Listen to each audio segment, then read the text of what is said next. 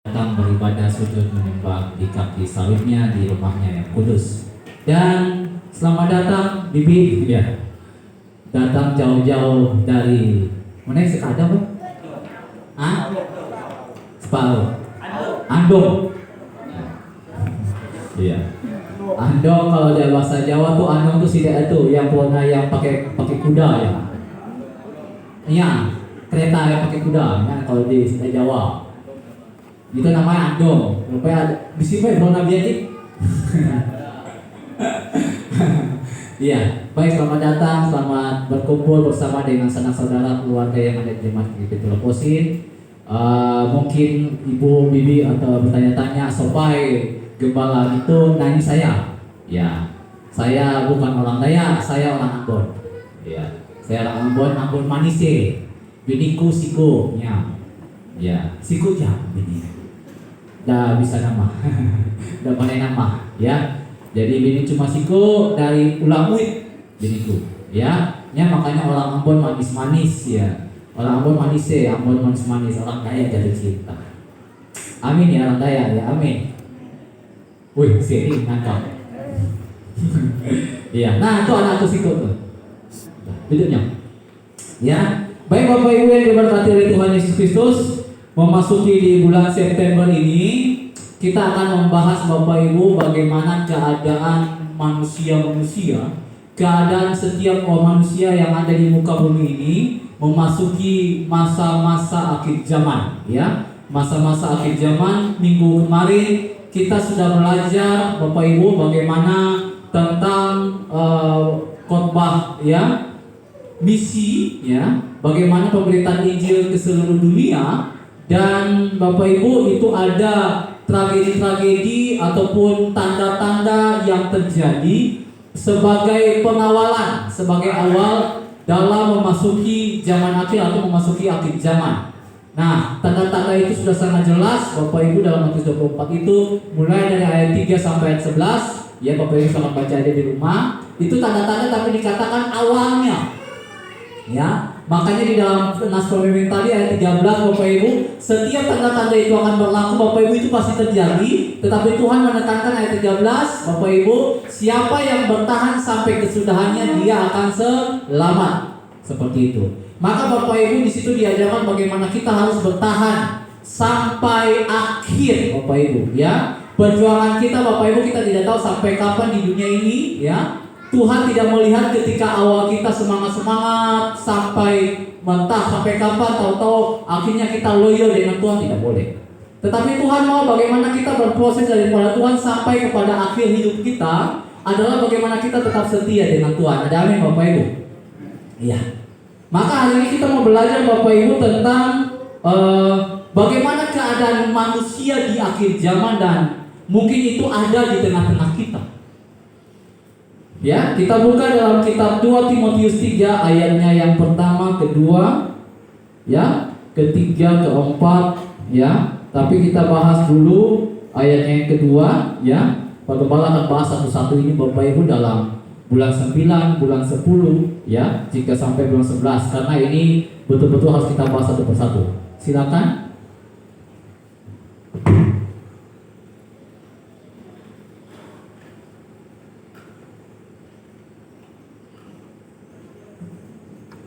Ya, sudah temukan 2 Timotius 3 ayatnya yang ke 1, 2. Pak Gembala akan baca Bapak Ibu untuk kita. 2 Timotius 3 ayat pertama, firman Tuhan berbunyi demikian Bapak Ibu. Iya, terima kasih.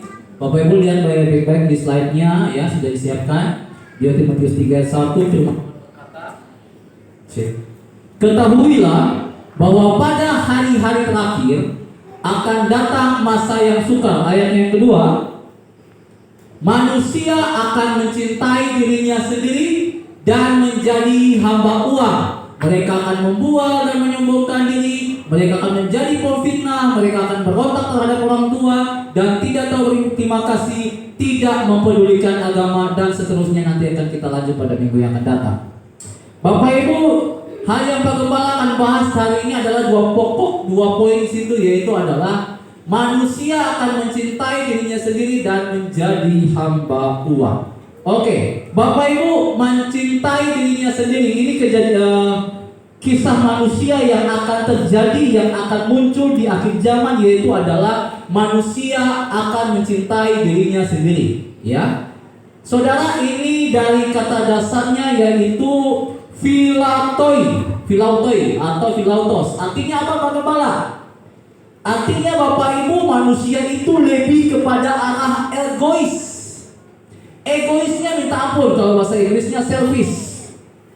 Artinya apapun yang dilakukan, apapun yang dipikirkan, semuanya itu hanya untuk kepentingan diri sendiri.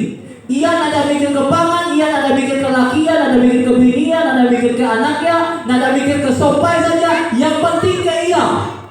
Itu selfish Bapak Ibu, itu egoisnya minta ampun. Maka hal itu Bapak Ibu, ciri-cirinya Bapak Ibu senada dalam Roma 1 Bapak Ibu. Roma 1 ayatnya yang ke-28. Di situ di awalnya dikatakan bahwa mereka, karena mereka tidak merasa perlu untuk mengakui Allah. Ini salah satu penyebab Bapak Ibu, penyebab bagaimana kenapa sampai mereka mementingkan diri sendiri, karena mereka tidak mengakui akan keadaannya Tuhan dalam hidup mereka. Mereka betul-betul merasa bahwa mereka semua ada oleh karena mereka. Semua ada oleh karena saya. Semua oleh karena saya. Bahasa kita di pangkal laku. Bahasa kita tuh pangkal laku. Kalau ada pangkal laku, mensiaya dan bakal menyadi ya. Kalau ada pangkal laku, sebilai di bitu di kampung tuh. Kalau ada pangkal laku, ada panen kisah. Ya, maka Bapak Ibu yang diberkati oleh Tuhan Yesus Kristus, ini dia. Dalam Roma 1 ayat 21 memang secara gamblang, secara jelas di situ Bapak Ibu, dia mengatakan Bapak Ibu, Roma 1 ayat 21 Pak. Firman Tuhan bilang begini, sebab sekalipun mereka mengenal mereka ini siapa? Yaitulah mereka, ciri-ciri orang yang mencintai dirinya sendiri. Dikatakan mereka tidak memuliakan Dia sebagai Allah atau mengucap syukur kepadanya. Sebaliknya pikiran mereka menjadi sia-sia dan hati mereka menjadi yang bodoh menjadi gelap. Nah ini dia Bapak Ibu, hati yang tidak mau mengenal Tuhan. Rajin semayang tapi aja boleh dibodah. Ninga kisah khotbah Pak Gembala terlalu keras. Aja Pak Gembala tuh nyinggung geguna. Ini dia Bapak Ibu, manusia terlalu mencintai dirinya sendiri, selfish atau egois Bapak Ibu. Nah Bapak Ibu, kita memang Bapak Ibu punya ego. Semua Bapak Ibu, tidak terkecuali. Bapak Ibu dengan Pak Gembala semua punya ego. Ya, contohnya saja Pak Gembala mau kasih contoh. Kita semua punya ego. Ketika kita mantau sebuah foto dengan usia manya-manya, ya, foto jemaat Pintu Elemosi. Yang pertama mantau foto di situ siapa? Muha Sopai, Muhadiri. Udah pasti Bapak Ibu, apalagi kalau kita foto apalagi yang ibu-ibu, contohnya ibu-ibu deh, biasa ibu-ibu kan.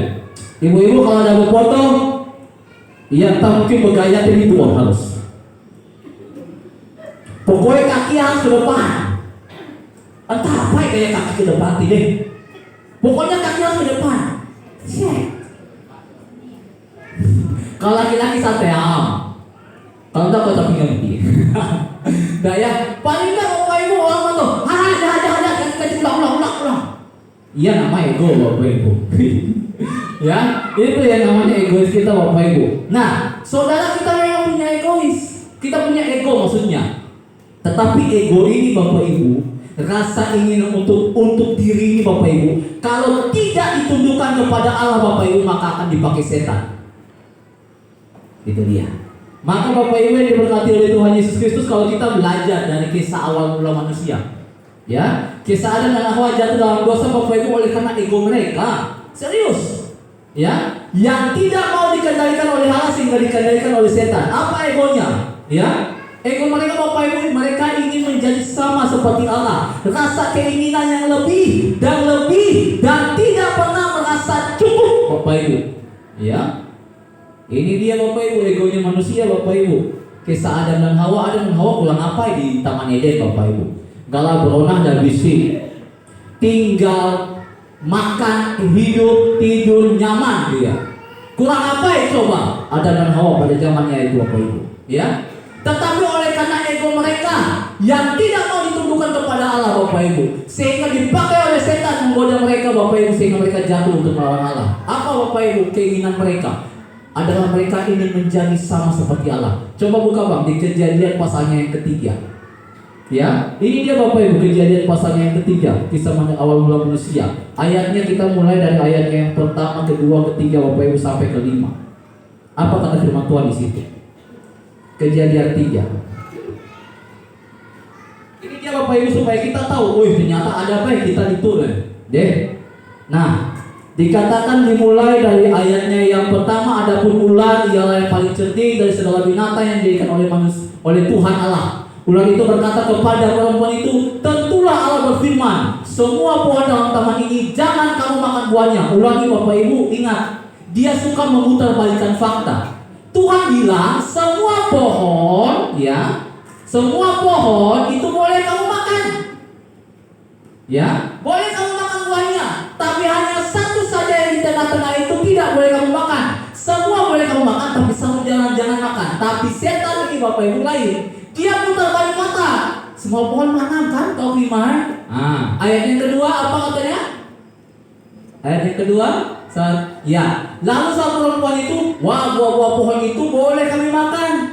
Ya, ini kan berdiskusi nih. Ayat 3, lanjut. Tetapi tentang buah yang pohon yang ada di tengah-tengah taman jangan kamu makan ataupun raba, buah itu nanti kamu akan mati. Tetapi inilah dia, kalau ego tidak ditundukkan kepada Allah, maka ayat 4 dipakai oleh setan. Ayat 4, Tuhan bilang, iblis dan apa sih itu? Tetapi ular itu berkata kepada perempuan itu, sekali-kali kamu tidak akan mati. Ayat yang kelima, di situ apa dikatakan? Ayat yang kelima, tetapi Allah mengetahui pada waktu kamu memakannya, matamu akan terbuka, kamu akan menjadi seperti Allah, tahu tentang yang baik dan yang jahat. Kamu akan menjadi seperti Allah. Kita ini siapa? Ini dia Bapak Ibu, egonya manusia. Kita sudah diberkati begitu melimpah, tapi asa-asa anak cukup. Aman pula. Ya. Maka Bapak Ibu, hidup kita tuh, ya, kemarin kami di sekolah kami google. Hidup kita tuh bagahnya tuh pas ya. Pas onak beli mobil bisi. Pas beli mobil bisi. Pas onak kredit bisi. Pas onak apa ini moli tanah bisi. Pas nak nugal bisi gang. Amin Bapak Ibu. Bisi. Pas orang nak minjam duit pas bisi. Pas nak bosnya habis biar gua. Maka hidupnya itu cukup, jangan berlebih. Amin. Iya. Ya. Ya. Maka Bapak Ibu yang diberkati oleh Tuhan Yesus Kristus, egois kita ini Bapak Ibu, ego kita harus ditundukkan kepada Allah. Belajarlah untuk hidup cukup. Belajarlah dari kisah Adam dan Hawa, bagaimana mereka tidak merasa cukup padahal mereka sudah sangat diberkati. Ya. Tetapi mereka Bapak Ibu, ini dia, tidak mau mendengarkan suara Tuhan. Egonya itu Bapak Ibu. Orang-orang egois ini memang lebih cenderung Bapak Ibu melakukan sesuatu hanya untuk pribadi, kesenangannya tanpa memikirkan perasaan dan kehidupan orang lain. Itu orang egois Bapak Ibu. Apapun yang dilakukan yang penting aku senang. Tetapi Bapak Ibu, orang egois ini palingnya mantau orang susah, paling boleh mantau orang senang. Ayo. Susah mantau orang senang, senang mantau orang susah. Itu orang egois kok. Ya, itu orang egois. Maka dia punya moto hidupnya. Ya, segala sesuatu adalah berasal dari aku, pakal aku dan untuk aku. Ya, karena aku dan untuk aku. Semuanya Bapak Ibu, itu semua Bapak Ibu orang egois, ya. Maka Bapak Ibu hati-hati supaya ego kita jangan dikendalikan oleh setan, jangan dikendalikan oleh iblis untuk membinasakan hidup kita, melainkan kita tunduk sama Tuhan dan serahkan hidup kita kepada Allah supaya ego kita ini dikendalikan oleh Allah. Semua punya keinginan Bapak Ibu. Saya percaya kita semua bisa pemona. Asli, kita bisa pemona. Tapi pemona ini Bapak Ibu mari kita serahkan sama Tuhan supaya pemona kita dibaga. Bukan hanya untuk diri kita saja, tetapi matopangan apapun yang kita katakan, apa hidup kita, apa perbuatan kita, pangan pun juga diberkati. Amin. Itu dia. Bukan hanya untuk diri Bapak Ibu, ya. Maka Bapak Ibu belajarlah, ini dia ciri-ciri yang pertama. Manusia mencintai dirinya sendiri, hati-hati Bapak Ibu. Ya, dan semoga tidak ada di tempat ini. Amin. Itu yang pertama. Yang kedua, menjadi hamba uang. Ya, salah satu sifat manusia di akhir zaman Bapak Ibu adalah dia menjadi hamba uang dalam 2 Timotius 3 ayat 2 tadi. Yang kedua, dari kata dasarnya Bapak Ibu yaitu philarguloi atau philargulos. Artinya Bapak Ibu itu lebih ke arah Bapak Ibu tamak. Pandai tamak, serakah. Bahasa kita mahoy. Deh. Mahoy. Ya. Serakah, mahoy. Ya, yang bahasa kita. Nah, Bapak Ibu, ini ciri-ciri yang kedua. Manusia di akhir zaman Bapak Ibu sudah mahoy. Nah, ya. Bapak Ibu saya mau katakan, sobat itu yang boleh duit. Sobat itu boleh uang. Semua nak. Ya, bagaimana pun nak, sampai mudah mulai doa. Ya, Bapak Ibu saya katakan uang itu hanya benda mati. Ya, dan tidak bisa mengendalikan apapun. Tapi oleh karena mahoynya manusia, karena keserakahan, ketamakan manusia, sehingga uang itu menjadi segala-galanya. Betul? Iya. Semua butuh duit, betul. Dengan bisi duit, kita panen mulai apa aja. Kita nak apa panai, ya. Kita nak kemonai-monai panai. Deh. Karena bisi duit, ya. Nah apa saja nak mulai apa saja nak menerima apa saja harta. Karena bisi duit. Tapi Bapak Ibu yang diberkati oleh Tuhan Yesus Kristus, jangan lupa, jangan sampai karena uang itu membuat kita lupa Bapak Ibu. Ya, sapa diri kita dan siapa yang memberkati hidup kita. Itu dia Bapak Ibu. Hati-hati Bapak Ibu. Ya. Uang bisa membayar obat untuk kesehatan kita. Tapi uang tidak bisa membeli kesehatan kita Bapak Ibu. Uang panai beli kasur yang nyaman ke kita tidur. Tapi nada panai beli tidur minyak. Serius Bapak Ibu, uang nada panai mula hidup nyenyak Bapak Ibu nada panai. Gegara bisi duit, kita nada panai tidur nyenyak. Ya, maka bersyukurlah Bapak Ibu jika sampai tokati kita lagi panen tidur nyenyak, iya berkat Tuhan. Maka para nawatina, kalau bisi lalaki yang berguru, iya ini diberkati Tuhan. Amin. Wih, ingat sini kan. Serius Bapak Ibu. Iya ini diberkati Tuhan kalau tidurnya ngorok. Diberkati itu Bapak Ibu. Nyenyak tidurnya, nyenyak tidurnya. Itu berkat Tuhan. Bisi duit banyak Bapak Ibu belum tentu iya pada tidur nyenyak. Entah tahu bulu sakit. Tuh duitku tak mau naik itu duit mana. Ya. Maka Bapak Ibu yang diberkati oleh Tuhan kita Yesus Kristus, hati-hatilah Bapak Ibu. Karena uang itu Bapak Ibu tidak bisa membawa kita ke surga. Uang bisa membawa kita kemana saja silakan. Engkau mau pergi ke Nangapino, ke Pontianak, ke luar negeri silakan. Kalau ada uang, silakan Bapak Ibu. Tapi tidak pandai main kita ke surga, tidak pandai. Maka Bapak Ibu hati-hati supaya unang sampai kita tamak, unang sampai kita serakah, unang sampai kita mahoy. Hanya gara-gara bisi bronasi Iya, duit namanya tuh. Ya, maka Bapak Ibu dalam kitab Lukas pasalnya 12 ayat 15 Bapak Ibu, Tuhan bilang di situ Bapak Ibu bahwa berjaga-jagalah dan waspadalah terhadap segala ketamaan. Nah itu dia, ya. Sebab walaupun seorang berlimpah-limpah hartanya, hidupnya tidaklah tergantung pada kekayaannya itu.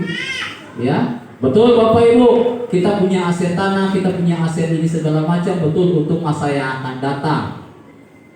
Saya setuju itu. Saya tidak pernah mengingkarinya itu dan saya tidak pernah menolaknya itu.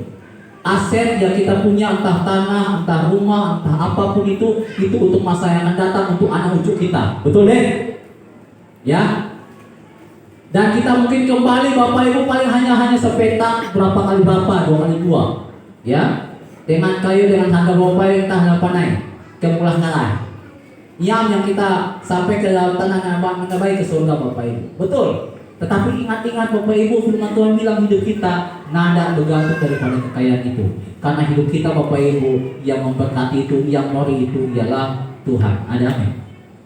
Maka Bapak Ibu yang diberkati oleh Tuhan Yesus Kristus, unang sampai kita bahasa kita di silau. Pane silau?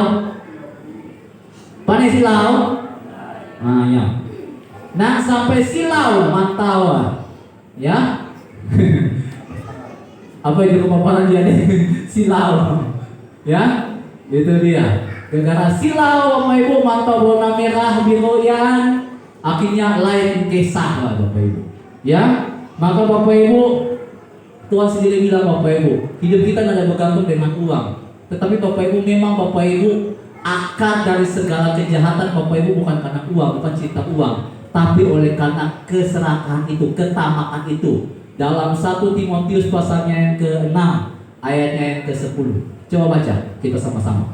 1 Timotius 6 ayatnya yang ke-10. Di situ dikatakan karena akar segala kejahatan adalah cinta uang. Cinta uang itu lebih dasarnya Bapak Ibu sama seperti tadi, mencintai menjadi hamba uang, dari kata dasar yang sama. Ya, sama-sama kita baca 1, 2, 3. Karena akar segala kejahatan ialah cinta uang. Sebab oleh memburu uanglah beberapa orang telah menyimpang dari iman dan menyiksa dirinya dengan berbagai-bagai duka. Hati-hati Bapak Ibu, kita semua perlu duit, kita semua perlu uang. Tapi jangan sampai kita donasi kotor, donasi itu kita jadi mahoy. Ya, hati-hati Bapak Ibu. Ya, maka Bapak Ibu yang diberkati oleh Tuhan Yesus Kristus, dengan hal ini kita belajar untuk apa? Mencukupkan diri dengan apa yang telah Tuhan berikan, dengan apa yang telah Tuhan berikan bagi kita, dan mari kita belajar untuk bersyukur atas apa saja yang terjadi dan apa yang kita miliki dalam dunia ini. Bersyukur saja Bapak Ibu, karena semua itu titipan. Ya, maka kesimpulannya Bapak Ibu, dari 2 hal ini kita belajar untuk bagaimana kita Bapak Ibu sudah tahu ciri-ciri manusia-manusia di akhir zaman. Tugas kita Bapak Ibu supaya kita tidak terjerumus ke dalam manusia-manusia akhir zaman ini. Sifat-sifatnya kita belajar. Yang pertama, mari kita mengendalikan diri kita, menaruh ego kita, menaruh hati kita, menaruh pikiran kita, menaruh pengonak kita, harapan kita, keinginan kita kepada Tuhan. Itu yang pertama. Taruh semua itu sama Tuhan Bapak Ibu. Semua bisi pengonak, tapi minta sama Tuhan supaya Tuhan kendalikan itu. Jangan sampai kita yang kendalikan. Kalau kita yang kendalikan, itu bisa lain arahnya. Maka kita harus minta Tuhan yang mengendalikan supaya arahnya, keinginan kita, harapan kita benar. Itu yang pertama. Yang kedua Bapak Ibu, belajarlah untuk bersyukur. Belajarlah untuk mencukupkan diri dengan apa yang ada padamu. Jangan apa yang tidak ada padamu. Ya, kalau apa yang tidak ada pada kita Bapak Ibu, itu lebih ke arah kita lebih sering mengeluh, bukan bersyukur. Tetapi kita dengan apa yang ada pada kita kelola itu baik-baik, kita nikmati itu baik-baik, kita bersyukur Bapak Ibu. Tetapi kita seringkali mengeluh dengan apa yang tidak ada pada kita, itu nggak ada gunanya. Ada amin. Maka Bapak Ibu, 2 hal ini Bapak Ibu, supaya kita bisa bertahan sampai kesudahan zaman Bapak Ibu.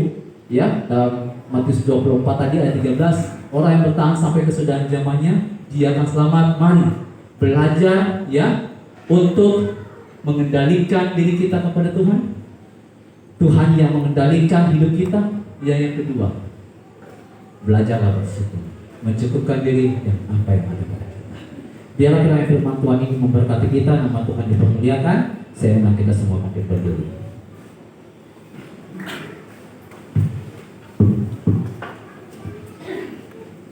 Kita berdoa. Tuhan Yesus, terima kasih.